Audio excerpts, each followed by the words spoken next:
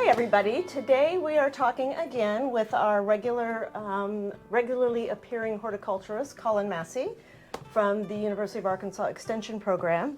And we're going to go over a few things about growing your own food. I know a lot of you are very enthusiastic about becoming more self-sufficient and growing their own vegetables or herbs or whatever for their household. So we wanted to give you a little bit of information about how to get started. So let's talk about somebody who is just starting out and they don't know anything about gardening. What should they do first at this time of year, which is late winter? Yeah, so late winter, it's definitely a growing trend, what you just mentioned.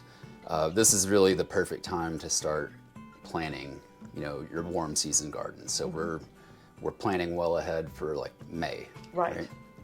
So this is a good time if you've never had a garden, you're thinking about building a spot. You really need to go out and scope out your property. You need to see where is this going to go. So we have to first think about, do we have the space for it? That might determine which type of garden you have, whether that's in the ground, a raised bed, or containers.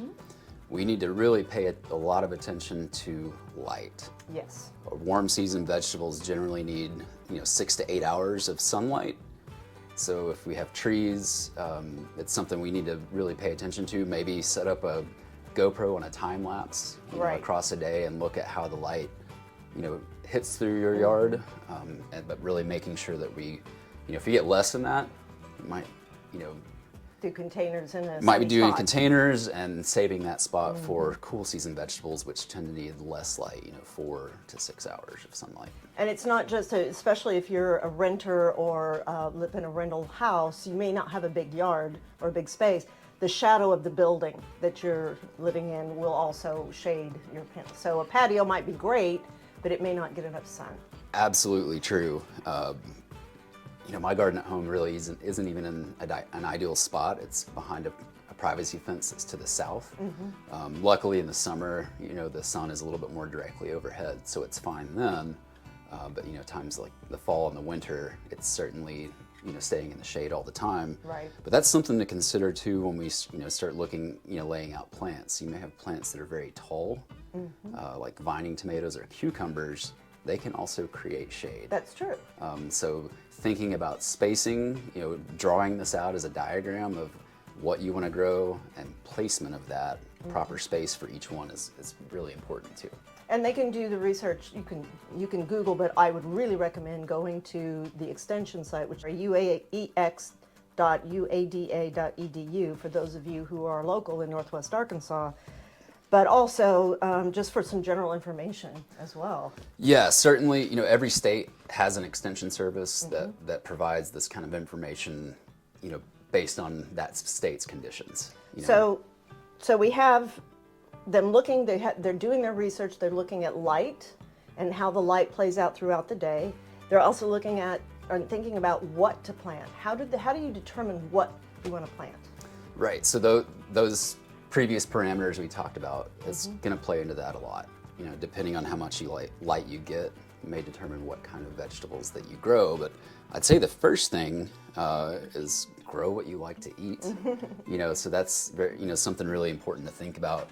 But also, how much can you eat? I think for someone that's never done this before, to me, it's really important to start small. Absolutely. Gardening is an adventure of successes and failures.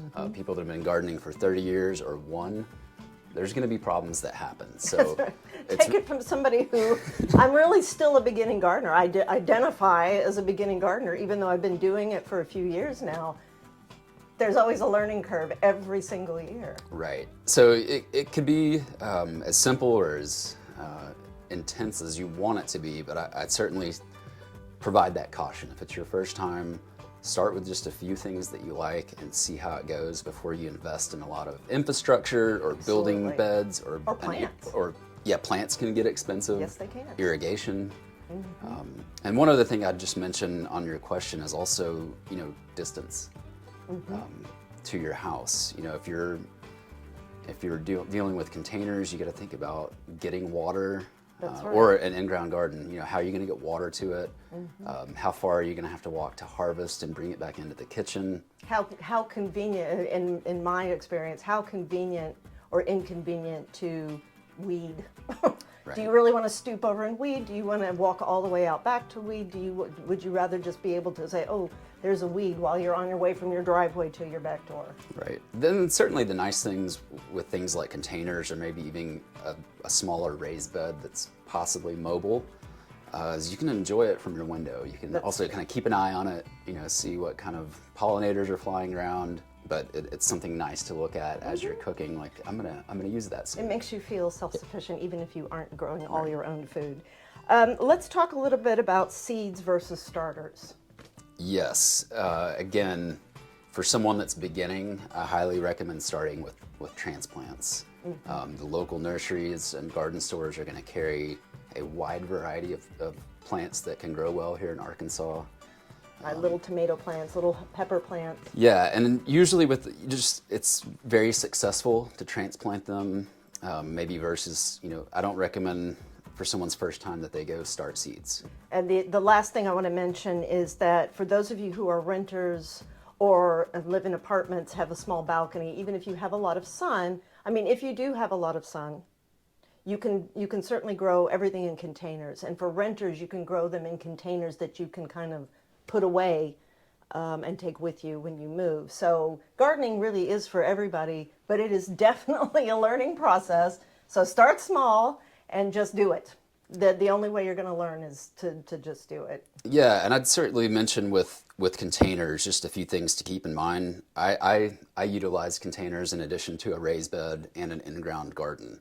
I think for the beginner, you know, choosing something that's large enough to provide a root zone.